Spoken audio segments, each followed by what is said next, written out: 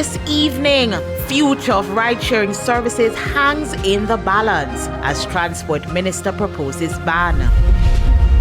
Renewed calls for sex offenders registry to be made public. And new security measures for Parliament.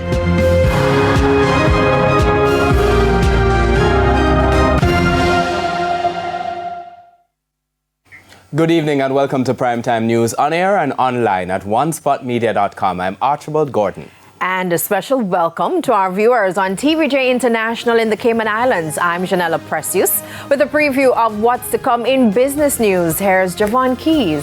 Well, Janella, one local firm has created a consortium which has bought 79 franchises in Panama City. That's of KFC and Dairy Queen. You want to hear about that, as well as two companies that have been, suspended on the JSC. I'll tell you why later on.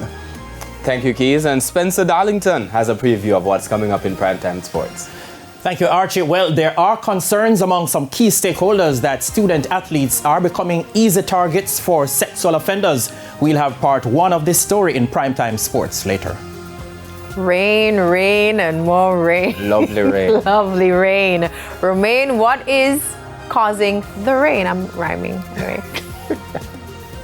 Thanks, Janella. Yes, we did have quite a bit of shower activity affect the island earlier today. We still have that tropical wave.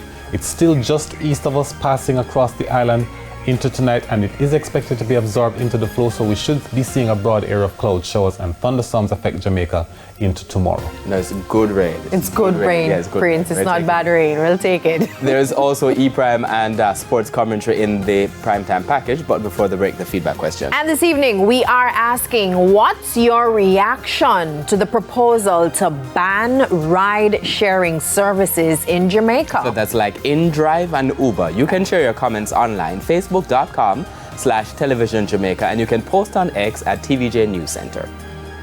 Please stay with us. Primetime News returns after this break.